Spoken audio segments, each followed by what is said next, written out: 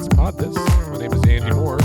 Thanks for joining us so much. It's another sunny Friday afternoon.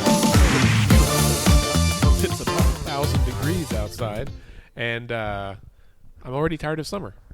Yeah, dude. You know, I would say it's Friday, so by that alone, I'm better than I've been any day this week. But man, we went from like kind of warm spring to like dead of summer in no time. I feel like Well, we had a long kind of cool spring, and then we had a 700% humidity for 2 weeks, and the air was leaky, and now it's full on 108 degree heat index. I hope this is one of those times where like it does this for a week, and then we get like a normal June. Yeah, you know, I think it's supposed to cool off this weekend. I hope so. I just was looking at Oklahoma weather Twitter, and it looks like we're going to maybe get some storms tonight. I don't know what that'll mean for temps on Saturday, Sunday. But So I think it's a cold front that comes down, and it's going to dry it out a little bit, but I think the storms are supposed to be up north. Okay. This is the content that our listeners came here for. The dry line's weather report. Dry line's not going to make it far enough over for us to get the storms? That's correct, okay. yes. Yeah. You know what's awesome is dry that socket. this is a political podcast, but it's a political podcast in Oklahoma, so we can use terms like dry line, and all of our listeners will know what it means, and it's true and it's relevant. You know? I wonder if we could do a political report in the style of a weather report, like if we had a big map and we stood in front of it and like gestured wildly, or had. I mean, this is what Steve Kornacki does, right? That's true. Yeah, that's Steve Kornacki's whole thing. Yeah, like someone could be Mike Morgan with like his little magician hands, but not Mike Morgan though. Well, no, I'm not gonna. No, I don't think he would be appropriate for this. I mean, if I was gonna, if you were gonna, so we have three. I mean, which Oklahoma weather media personality would you be? Oh, Emily Sutton. Oh, okay, all right. I think we have a lot in common. I've never met her. She seems nice. I'm a David Payne fan. I've been a David For Payne real? fan for years. Yeah, man. Been a David Payne fan. I mean, and I'm a Jonathan Condor fan. I'm a David Payne and a Jonathan Condor fan. Well, we're in gardening clogs. This seems very up your line. Yeah, I think if my mom died with any regrets, it might be that I didn't marry Emily Sutton. Oh, okay. She really adored her and read her blog all the time and was always talking about her.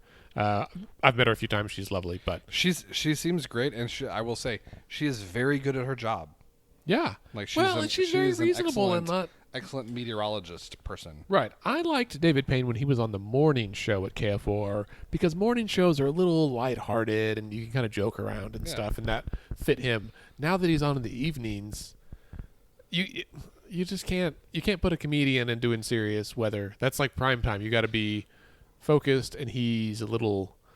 Well, so this is your problem. You watch the evening weather newscast? No, I only watch the weather when there's like gonna be weather. Yeah.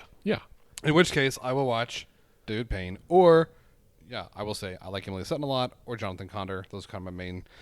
So for the severe coverage, I like Damon Lane, and I'll tell you why. One, I feel like he's more measured. He's very even-keeled. There's no doubt. Do you remember the storm, I guess 3 or 4 years ago, that like went through more when it hit I think it's the one that hit the movie Plaza theater. Towers.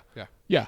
And it went through his neighborhood and hit his house. Yeah. And he was like guiding, he's like, there's a 7-Eleven here and there's a Walmart here. And if you're in, like, and everyone's like, man, this guy knows his stuff. How do you know what's on these corners? And then once it got through more, he's like, hang on. And he left and came back because he had to go check in with his wife because she was home with the kids. Yeah, I remember him saying like, you need to be underground. You need to be underground. Yeah. Unflappable. So any dude who can, or dudette, any person who can do that, knowing that their own family is in peril and and keep a cool head, I think deserves my respect, my eyeballs. Yeah, for sure. Okay, all right. I'll allow it.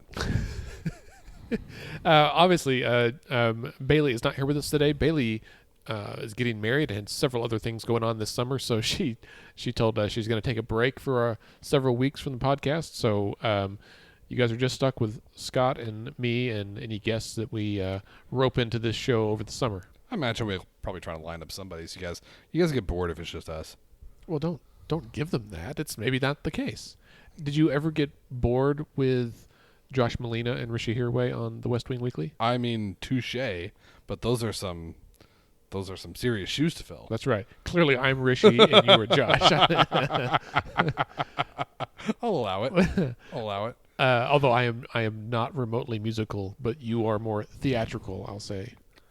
Yes, I think that's Speaking of accurate. which, are you guys watching In the Heights this weekend? That is our plan. Yes, that is our plan. We haven't figured out exactly like what that looks like yet, but I can't imagine we're going to get to Monday and have not watched In the Heights. Right, yeah. I started watching it yesterday, and about 15 seconds in, I was like, what am I doing? I don't have time to it was like during lunch, and I was like, okay, I'm going to wait. I read a review today of it that said it is definitely the best movie musical in decades, and that it may wind up on like a list of like the top 2 or 3 of all time. Like apparently it's absolutely phenomenal. That's interesting. I mean, the show is phenomenal. I have mixed feelings about people who say something that giant about a brand new thing.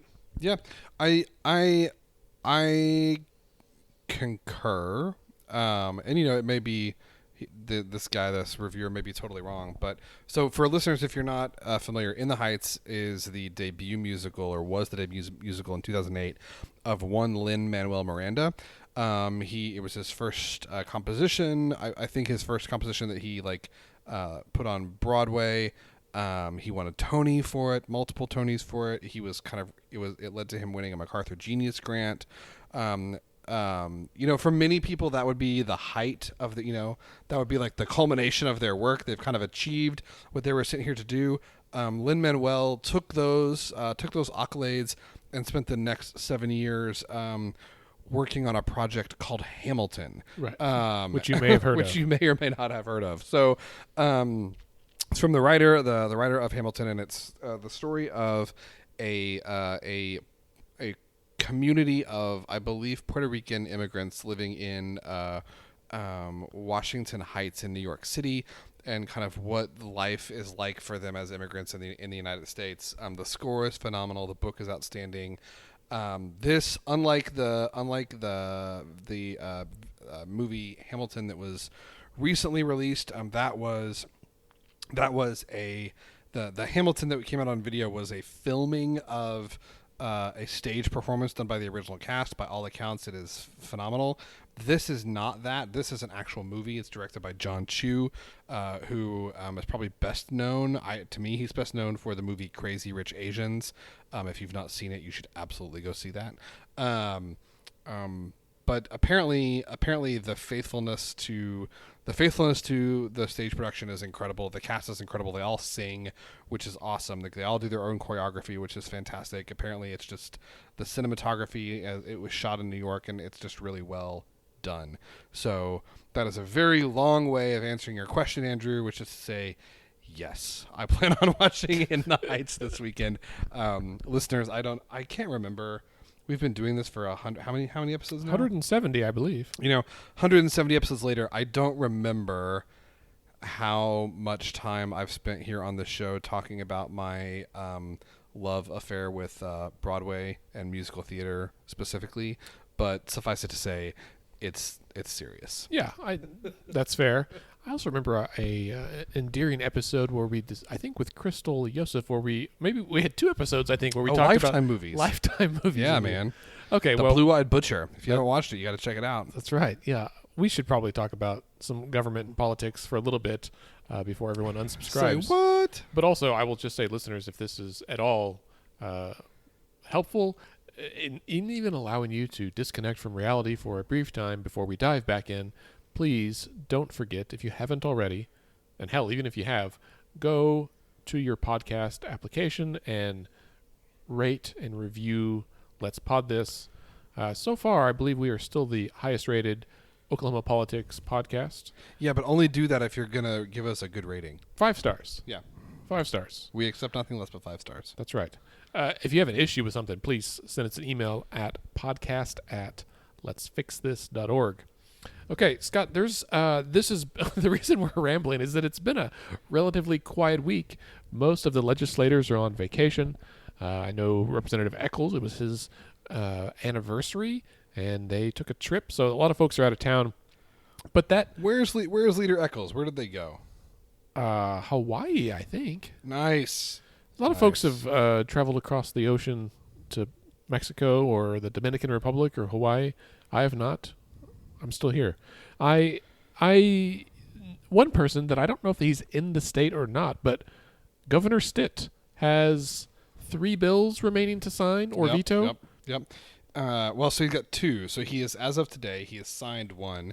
So he has signed House Joint Resolution 1046, which is the annual administrative rules resolution that talks about, like what agencies can and can't do and how they can and can't do it.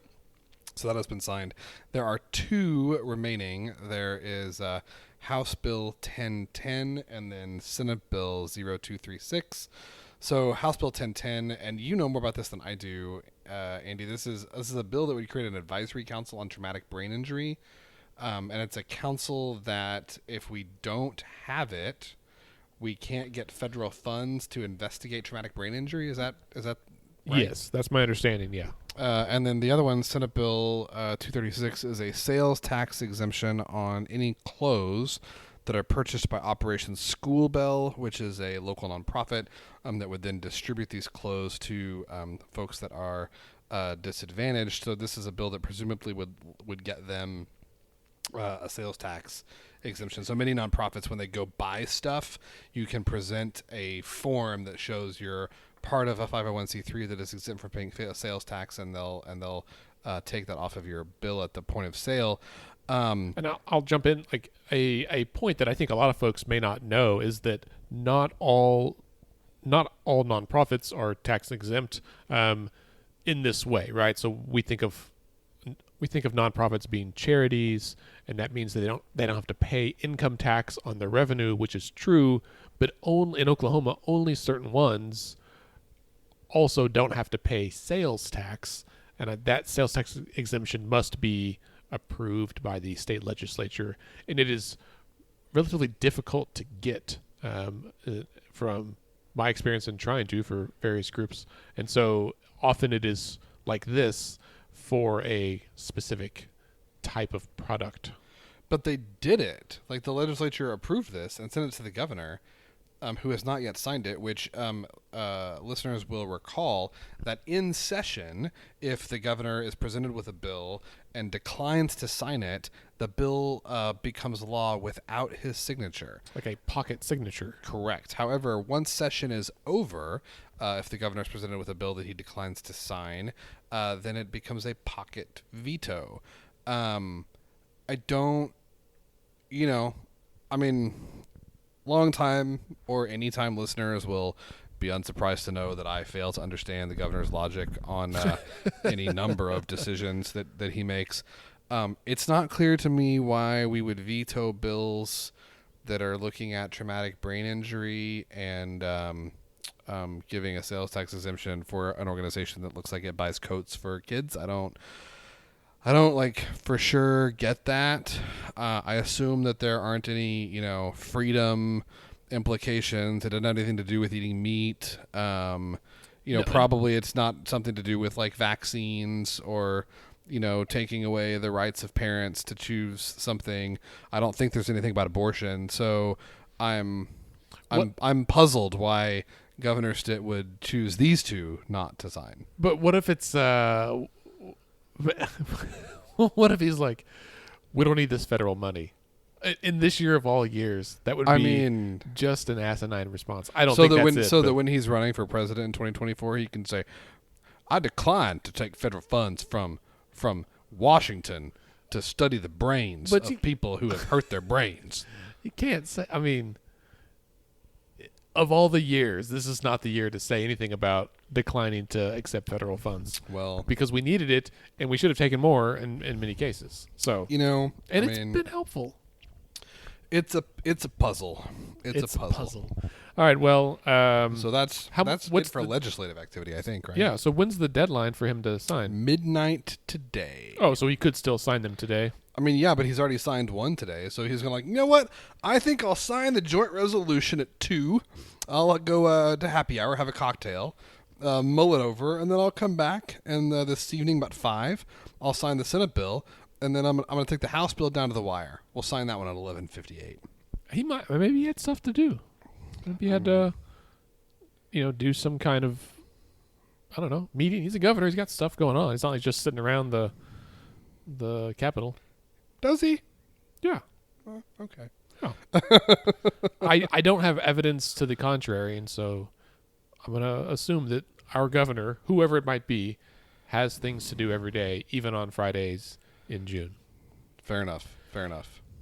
Let's pivot and talk about open records, another issue that's near and dear to my heart. Oh, for sure.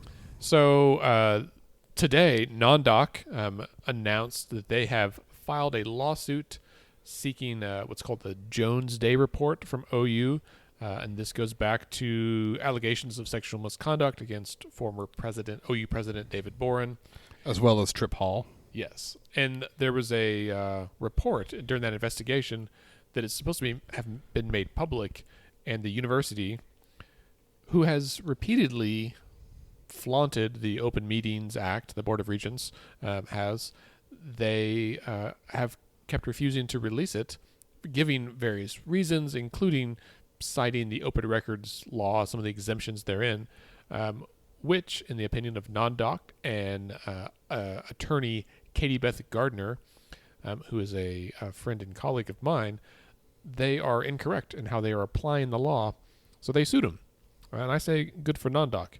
Now, a little bit about Katie Beth Gardner, for listeners who may not know, she is employed by an organization called the Reporters Committee for the Freedom of the Press.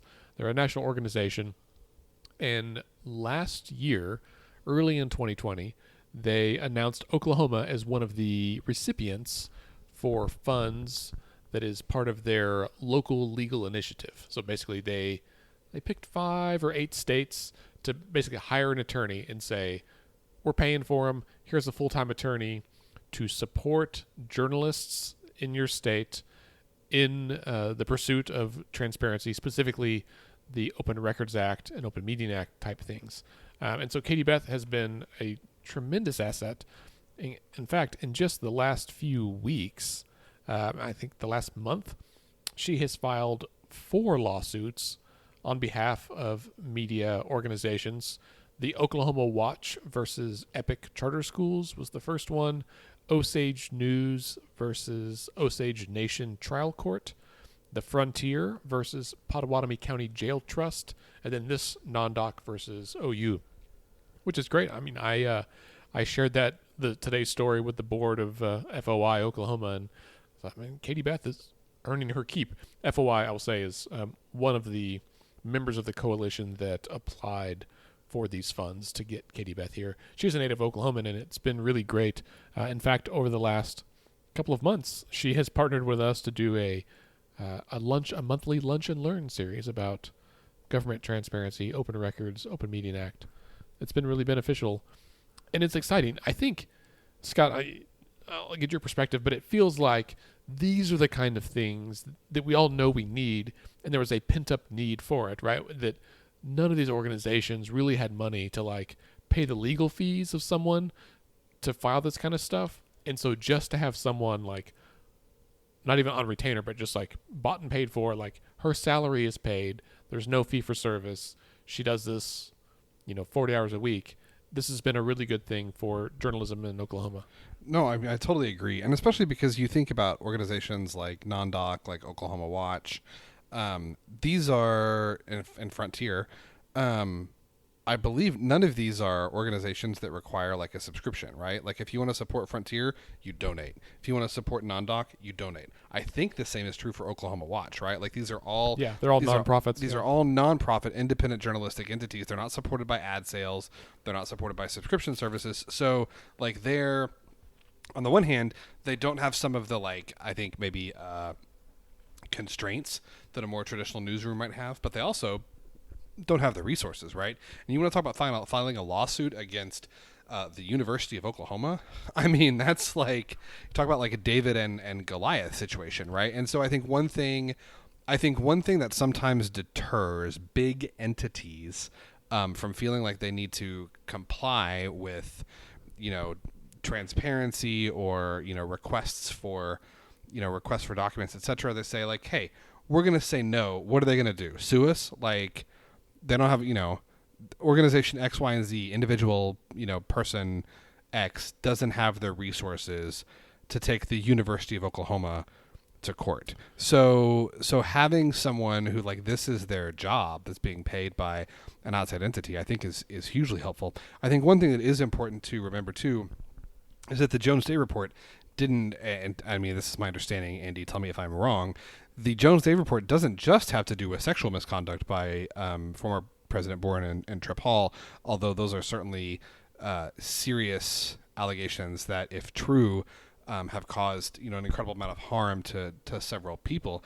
But there are also very serious allegations of financial malfeasance, right? Right. Of not reporting the university's funds accurately, of misrepresenting fundraising reports, of misrepresenting just really the financial state of the university altogether. I was at OU when David Boren was in charge, and man, the guy had almost myth status on campus. And I think that the conventional wisdom was that he was leaving the university in a much, much stronger place than he found it. And, this is a report that if those allegations that were made by the subsequent president that was appointed by the governor, if those are true, appointed by the regents, if those allegations are true, then I mean, that's a big deal. It is right? a big deal. Yeah. And I don't want to say that I want to be really clear. I am not in any way saying that does or should take precedence over allegations of sexual harassment, sexual assault, etc., because those are clearly of paramount importance. But in addition to those, there's this other allegation of really kind of mismanaging the university in a big way. And then that's, it's a large state-funded institution. Our tax dollars paid for this investigation. And we deserve to know what the results were. Yeah. No, 100%. Yeah, I think everyone in Oklahoma has felt the impact of whatever's happened with David Boren, right? Like, when these allegations came out, both the sexual misconduct and the financial ones, it rocked at least, Oklahoma City. I don't know, maybe folks in Stillwater didn't feel as affected by it, but it would be akin to, Burns Hargis retiring and then having the same kind of accusations come out. It was and still is a big deal. And it's tough, right? Like, this is the kind of thing that I think shakes people's confidence in institutions and institutions of government, because the higher education is an extension of our state government, and that's a big deal. So I'm interested to read it, as I'm sure many of our listeners are. And just to clarify, Non-Doc and Katie Beth Gardner didn't just file this lawsuit willy-nilly, and not just this wasn't the first shot fired in the war, right? They've been going through proper channels for months and months, and after being met at each turn with a no, they said, okay, well, the only option left is to go to court. We gave the university lots of opportunities to do the right thing. And Scott, as you said, this is public information. It was paid for with public funds. The public has a right, literally has a legal right in the law to know. Yeah, it is also, I sit on a state board. I know you have sat on a state board in the past. I'm not sure if you still do or not. Yeah. That are subject to open records, and it's like in our meetings, our staff, we're so careful to make sure that we do everything by the letter of the law. And it just, and we have times where there are press that are there for the public portion of our meetings, and we go into executive session and they have to leave and then they come back or whatever. And it's my mind boggles a little bit that there are just these entities that are no, that doesn't apply to us. Dude, I will tell you, it blows my mind that people think that hey, I know that's the rule, but nah. I get phone calls every week about this. cities, like municipalities and local law enforcement, are the worst. Oh, I'm sure. And the only thing that's going to change is when they start getting popped with lawsuits, not just because the lawsuit will make them have to comply, but because in the law, if you lose, you're going to pay legal fees too, right? So basically it's a way to not just say, okay, you got to give it up, because I think a lot of these entities will just say no as a way to be like, yeah, well, get a judge to make me. Well, the judge will make you, but also you're going to pay for our attorney, and that hurts, right? Like, it's no one is out seeking to do financial harm. We're just trying to get the documents to which we're legally entitled. Speaking of cities and municipalities trying to do things to circumvent the Open Records Act, there was a Open Records Act. There was quite the county commissioners meeting this week here in Oklahoma County. This was Monday. I was paying a lot of attention to that meeting, and a lot of attention to the city council meeting. I want to say county commissioners was on Monday. So we don't have to recount all the details of the meeting, but as per usual, this has happened multiple times now. In the meeting, Commissioner Calvi moved. So first, he moved to bring. We should back up and tell them what it's about. It's about redistricting. Yeah, the 3 county commissioner districts. You want to do it? Okay. Yes. We'll do it that way then. You talk about that, and then I'll say what happened. This is what people want to know what the meeting was about. The meeting's about a lot of things. Specifically, the issue at hand is about county redistricting. So after the state and congressional districts are drawn. Well, they haven't done congressional districts yet. Right. So the legislature has done state districts, right? Preliminary. Yes. Yes. But they have not yet done congressional districts. Correct. And the county is responsible for doing their own districts as well. Right. After those other ones are drawn. And as listeners, I think, will remember, because we've talked about here on the show before, every county in Oklahoma, all 77, has 3 districts. Each one has a county commissioner. So if you live in Oklahoma County that has, I don't know, give or take 1 million people, you have 3 county commissioners. If you live in, I don't know how many people Blaine County has, but I bet it's less than 1 million. Yes. If you live in Blaine County and there are way less than 1 million people, then you also have 3 county commissioners. Every county in Oklahoma has 3 county commissioners, and the counties are responsible for how many people in Blaine County? I can tell you just looked it up. Yes, 9,556. Yeah. Okay. So if you are one of the 9,556 residents of Blaine County, 1, God bless you, and 2, you also have 3 county commissioners, 1 for each 3,000 people. That was the subject of this portion of the meeting. There was an agenda item to talk about the redistricting process. Commissioner Calvi, I want to say I don't have it in front of me. I believe that he moved to bring the item earlier than it was on the agenda. So he said, I want to bring this up now instead of when it's supposed to come up later. Yep. That was seconded by Commissioner Mon immediately, and they voted to do that. Then Commissioner Calvi said he moves to give the state legislative staff, so the staff of the House and the Senate, he wants to give, and is it the House specifically? I don't recall, but that makes sense. I think it's the House. I think it's the House specifically. He moves to give the House staff the authority to redistrict county commissioner districts. Commissioner Mon immediately agrees. They vote, and then they vote it down 2-1. I mean, the whole thing took 2 minutes. I mean, I want to be very careful with my language here. If I didn't know that it was against the law for county commissioners to collude and meet and talk about things beforehand, because that would be a violation of the Open Meetings Act, and I want to be very clear, I am not alleging that happened, because I don't know what happened at all, and I assume that they know. But if I didn't know that was against the law, I would almost think that they had talked about it beforehand. It does make one wonder, doesn't it? You know, is that a good way to say that? I think so. I want to make very clear. I'm not accusing anyone of anything. I'm just saying that's, if I didn't know better, that's what it would make me think. Then the interesting thing about this is, if my understanding is correct, county commissioners meetings, including meetings where they discuss redistricting of the county commissioners districts, they are subject to the Open Records Act. Yes. However, state legislators and their staff and the state legislature itself are not subject to the Open meetings and open records. So if the state legislative staff does the redistricting process for Oklahoma County, that's not subject to open records, That's correct. which means it can be done in secret, behind closed doors.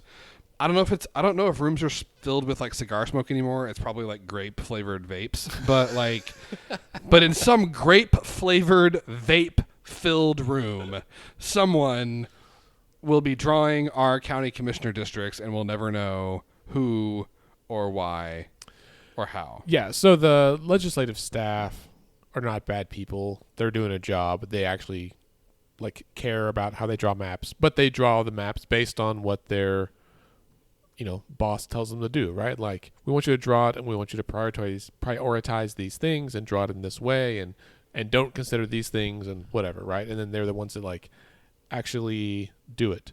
And so look, we'll see what happens. But yes, the point is, even if they're not intentionally trying to, it sure seems like this is a way to circumvent what should be a public process, right? Now, obviously, everyone knows that I'm a big proponent of having citizen-led commissions to do redistricting at the state level, at the federal level, at the county level, even at the city level. I would love to see Oklahoma City and Tulsa city councils form some kind of citizen commission to at least advise, right? Chicago has a great citizen commission that is advising them on redistricting.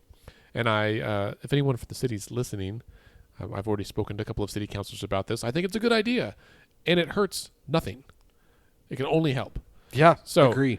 The other thing about the county commissioners meeting is that Commissioner Bloomert proposed a number of amendments that were dismissed out of hand. They were just tabled immediately and not even discussed, refused. I think Commissioner Calvi moved to table one, and he's like, I just table all of them. And Commissioner Bloomert said, wait, all of them? He said, yes. And just moved on. And she was like, I get you not liking one, but why would you just table all of them? Can I say why? Yes. I don't think I should. I would say something. I'll keep my thoughts to myself. I'll go have a scotch and then talk about it. That sounds. We should start a Patreon only for those conversations. Right. If you want to hear what Scott says when he's had a whiskey, well, another whiskey. Listen to the first 50 episodes of this podcast. It's true. We've not been drinking as much when we pod recently. Well, it's not the same to share a drink over Zoom. That's a factual statement. Listeners, today we are in Scott's basement having margaritas. Yeah, it's true. It's not upper room studios. Now it's, I don't know, Lower room? Yeah. What would we call this? Dungeon studios? Well, so what's funny about that is that Trace at Non-Doc, including Trace Savage, they have their podcast, which is live from the news dungeon, and it's a good podcast. It's not the number one political podcast in Oklahoma. It's not even about politics anymore. They tried that for a while, and this is really just entertainment, and it's really good. I've learned something, and I laugh with every episode. Then this week, I was talking to Ted Struley at Oklahoma Watch, their office is in Norman, and he said, "Oh, we have a basement office as well. That's why you guys have like a dueling dungeons here, and yet now we find ourselves in the dungeon." Basement. Yeah, maybe this is how we're all going underground. It's a nice dungeon though. There's windows, right? But like a dungeon, windows in prison. but like a dungeon, they're at the ceiling, and being that I'm only 5'7", I can't reach them. So you can probably reach them. I can, yeah. All right, well, since we went from the state to the county, let's go down to the city level. Indeed. Because, listeners, on your radar should be the fact that there is a mayoral election next, is it February? Yeah. It's early in the year. I feel like it's always in February. And so Oklahoma City Mayor Holt, I know, will be up for re-election. He is campaigning. And as far as I know, he has two challengers now. One from the right, and I guess one from the left. This is the plight of a moderate. Right? They're coming at you from all sides. Yeah. So, who is challenging him from the right? I forget. I can't remember his name, but he is from my understanding, from the multiple reports I've seen, a we'll say a firmly conservative individual, pro-Trump, anti-mask, all of those things. Sure. But he also has another challenge. So Jimmy Lawson, who is a lifelong resident of Oklahoma City, he is an activist. He is, I believe, he's a professor He's as a well. finance professor. Yeah, I don't. Where does he teach? Do you know? Is it at Rose I think he's State? at Rose State. Yeah. I don't know. I don't know Mr. Lawson. He's been, I think in the news and pretty visible. He's a lifelong best friend and advocate for Julius Jones, which Julius Jones's case is not something we've spent a lot of time on here on the show. We actually should do that. Like, note to self that we should talk about that. But Julius Jones, who's an inmate who's currently on death row, who many people are advocating for his sentence to be commuted by the governor. He has announced that he will be challenging Mayor David Holt. If he was elected, he would be the first, I believe he would be the first black man or the first black person to serve as mayor of Oklahoma City in our history. So, this is, I would say, I think the mayor's race might have just got interesting. This just got interesting. Yeah, I think it just got interesting. Yeah, we'll see. And yes, the mayoral primary is scheduled for February 8th, 2022. I will say this is a excellent example of why we should have ranked choice voting. Fact. Because, one, you have multiple candidates. The mayoral race, like all city council races, are already nonpartisan, right? So no one has a political affiliation. They not on the ballot, right? Yeah. Like they may have one, and you can ask them, and they might tell you. If you look up David Holt, it will say Republican. But Right? He's easy because he was in the Senate, but it's not on the ballot, so you can't vote like straight ticket according to one party, and so people have to pick their favorite candidate. And in this example, here's why I will say that ranked choice voting would make sense, because we'll have a primary, and then we'll have a general following that.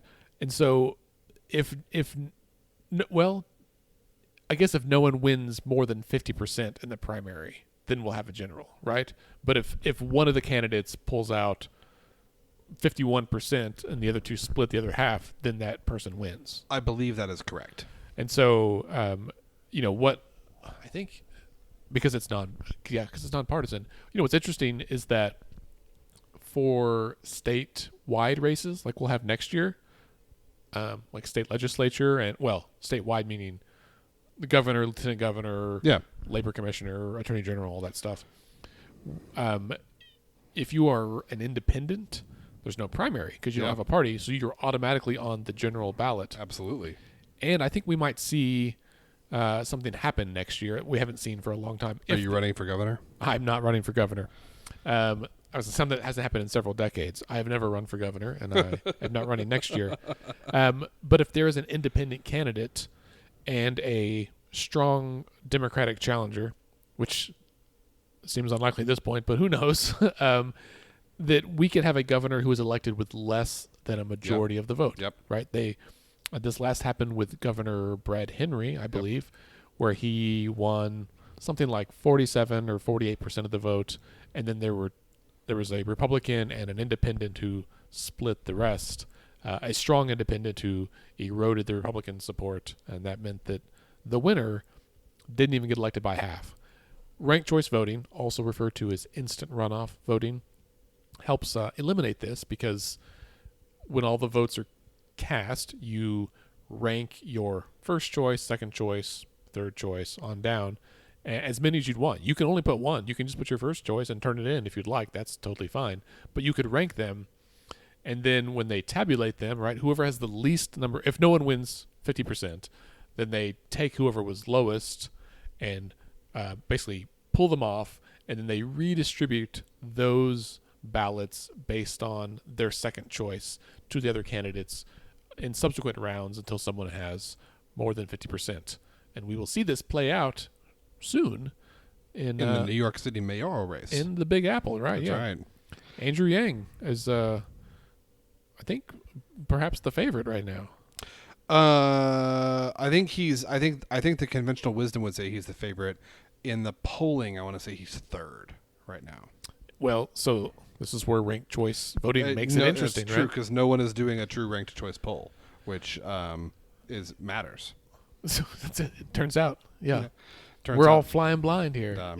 It is going to be a brave new world. So yeah, that's kind of what's gone on this week. Have we missed? I don't think we've missed anything big. One thing I'll say, there's not a lot to say about this. So far, I think we said last week 50,000 people had signed up for Sooner Care here in Oklahoma as part of Medicaid expansion.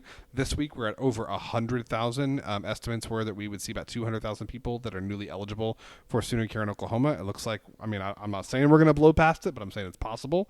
Estimates are that Medicaid expansion is going to have a $1.35 billion with a B, $1.35 billion impact, economic impact here in Oklahoma. I don't know about you, Andy. I could use an extra $1.35 billion. Yes. I think that's true for most people, certainly the state of Oklahoma. So that's some good news. I think we've got, summer is here. There's stuff that happens in the summer. We've got interim studies that'll be going on. We'll see, kind of new laws that take effect, laws that were passed with an emergency, see how those take effect. There's going to be a lot to watch with Medicaid expansion. We're talking about, there's a big discussion in Oklahoma City right now about policing and what policing in Oklahoma City looks like. The city budget passed this week with a record $240 million allocated for the Oklahoma City Police Department. How much? $240 million. Ooh. That's a record. That's like 25% of the budget-ish, something like that. Is that percentage higher than normal too? That I don't know the answer. Because this is my deal. I mean, I already know your point, and it is well taken. That like money goes up. Yeah, if it's higher in absolute terms but not percentage terms, then that's not a meaningful difference. But I think we're gonna have one or two episodes later this summer where we kind of talk about policing with some folks and what that looks like in our communities. I will also say today is June the 11th. We have here in then I guess 8 days, the next week or so, will be the celebration of Juneteenth, which we spoke quite a bit about last year. Yeah. So if you don't have plans on June the 19th, go to a Juneteenth celebration. Yeah, for sure. I would say. I agree. So.